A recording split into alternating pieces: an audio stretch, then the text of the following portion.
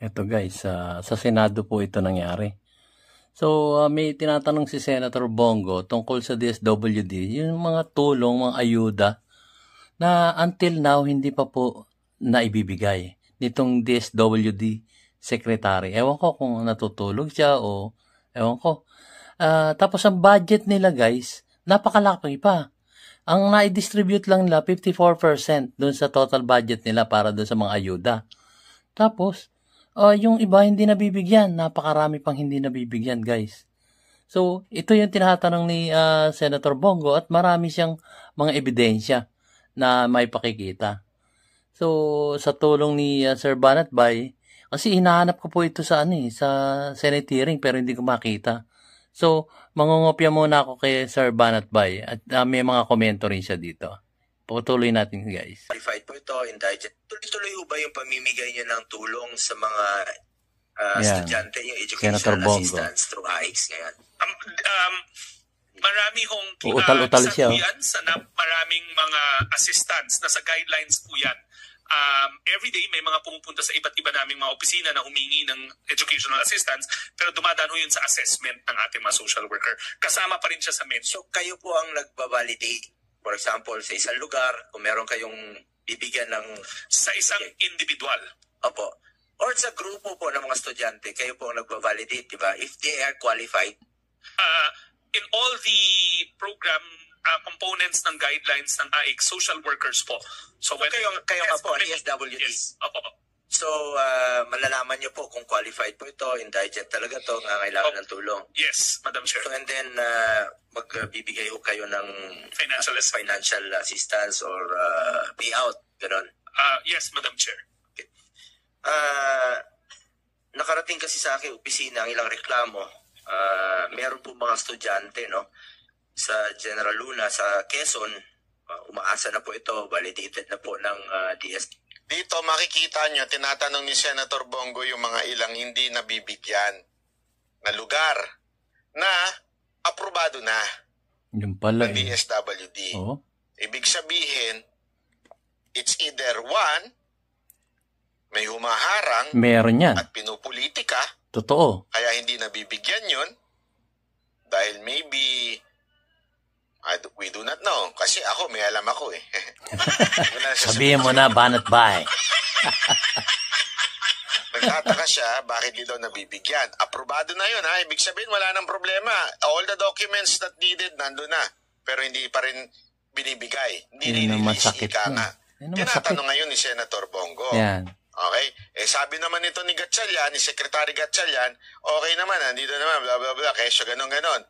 Pero tingnan nyo mamaya, well-researched si Senator Bongo dito. WD. At ready na po sila for payout. Kaya, Madam Chair, kasi ang chairman ata dito si Senator Amy Marcos. Ganyan kasi ang tanungan sa Senate. Kunwari, even if ibang senador ang magtanong, your answer will be sagot mo doon sa chair. Ang chair ata, kaya Madam Chair ang tawag dyan, kasi si Senator Amy ang chairwoman ng committee na to. Alam po, yung mga mahirap talaga itong mga kababayan natin, mga estudyante. Alam po, hindi na tuloy po yung payout nila. Gusto lang po natin malaman, sir, no? Pa-check niya lang po kung bakit po hindi na tuloy. Magkano pa po ba ang pondo ng AIX? Yan, yung pondo. Kabuuan po, AIX. Pakinggan nyo, guys. Madam Chair, before I answer that, it's in my cell phone also, the data. But if I can ask the help of the good senator to furnish us a copy of those budget students, so lang we can ang tanong. direct the regional office to do a payout. Magkano po muna yung balanse ng AIX? Yan. Booking na yan. Ang budget ng AIX at saka... Booking na yan. Ngayon kung magkano yung budget na hindi pa nare-release. Nagamit po ng AIX. As of today. We have only the August 31 cut-off. The total budget for AIX is 36,818 billion. Ang balance po natin is 16,858. So ang ilang percenta po itong utilization? 54.21%. So meron pa pong 45% pa or grabe, laki pa nun, no? 16.8 1.858 Tapos, billion. manghihingi na budget Meron agad. pong pera ang AIX. Meron pa ho. Sa Kasalukuyan, as of September. As of August 31. So meron pa pong pondo. So pwede nyo bang mabalikan po ito? Nakita nyo, pinapalabas ngayon ni Senator Bongo kung anong nangyayari doon sa pera. At sinasabi pa dito na may 45% pa na hindi na-release. Bakit? Kasi dapat i-release yan bago, kasi budget deliberation to dapat i-release yan bago na naman yung bagong budget ngayong taon na to. Yun nga. Tama. Secretary, at ma-explain naman po sa kanila na bakit di po sila nabigyan ng tulong. It was validated po by the DSWD na qualified naman po sila, mga estudyante. Hindi lang po sa General Luna sa Quezon, marami pa pong iba.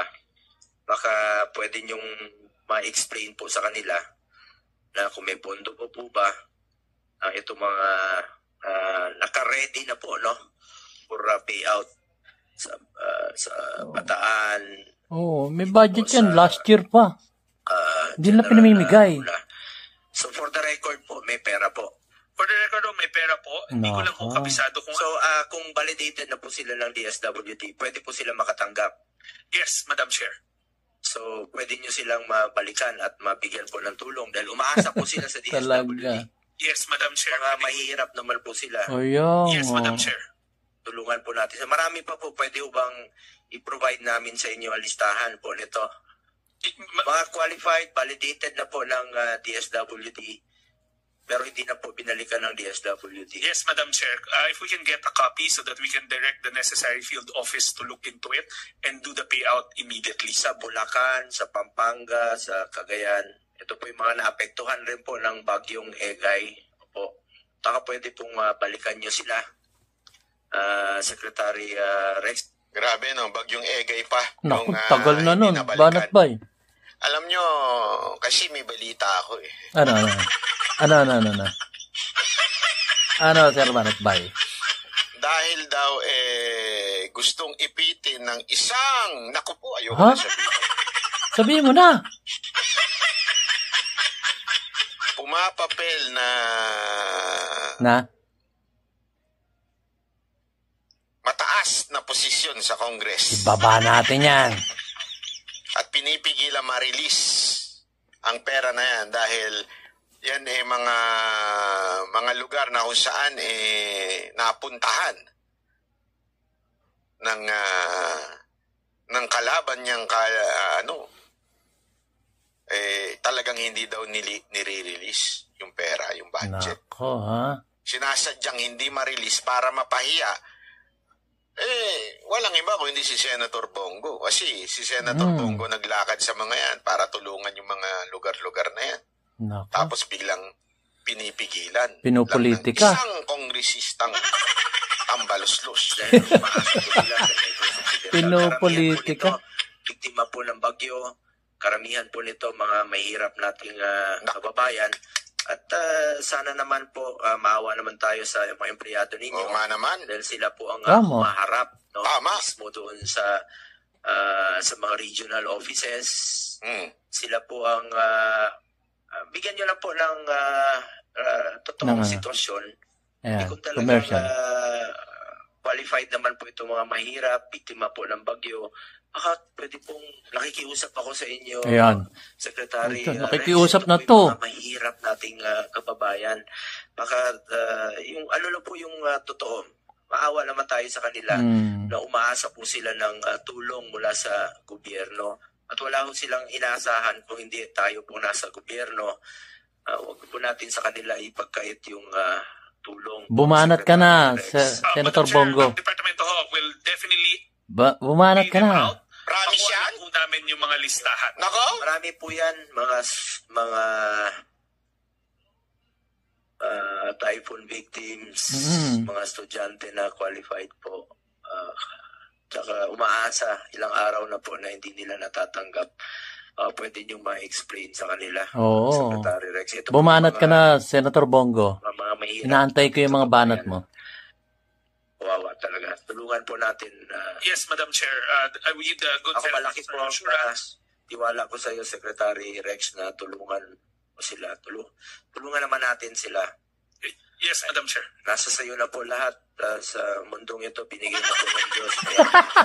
Lahat po siya. Nagdisurahan, bumanat. Po natin yung mga mahirap. Yes, Madam Chair.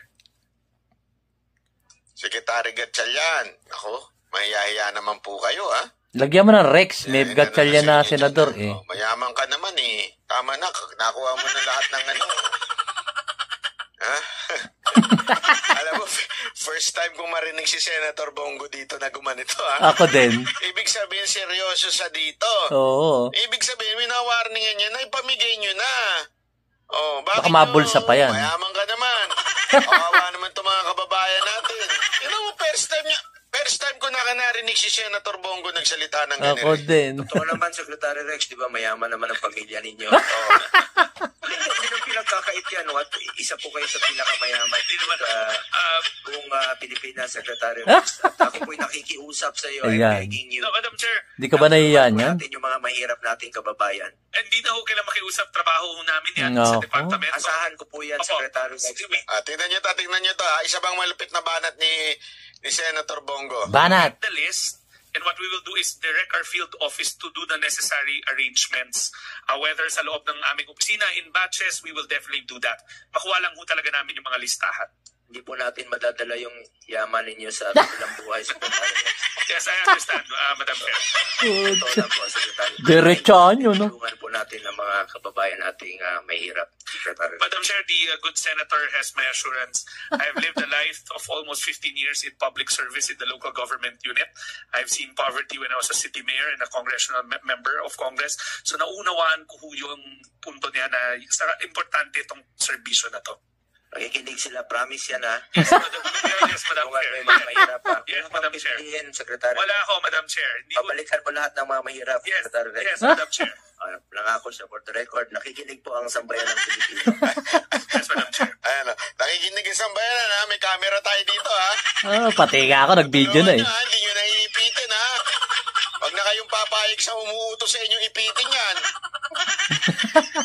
Di ba? Yeah, si Sir Banat ba eh. Secretary Gatchalian, mayaman ka naman na eh. Ipamigay na natin yan sa... Hindi, alam mo, tama yun eh.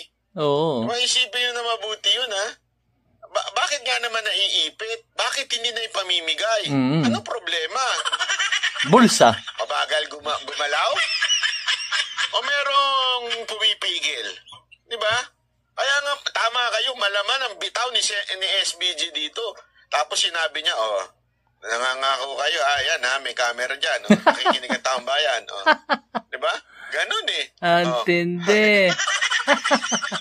Grabe no, bagyong Ege pa. Yung hindi nabalikan. Tsaka hindi ngumingiti si Sir Kasi may Bongo. balita Senator. ako eh. Balikan natin ng konti, guys. Dahil daw gustong ipitin ng isang, naku po, ayoko na sabihin. Pumapapel na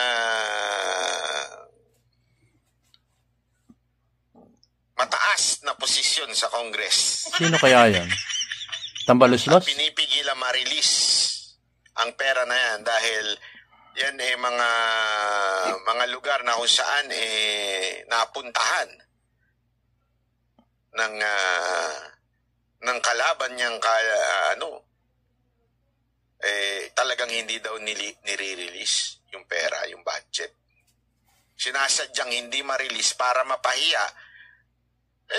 Walang iba kung hindi si Senator Bongo. Kasi si Senator Bongo naglakad sa mga yan para tulungan yung mga lugar-lugar na yan.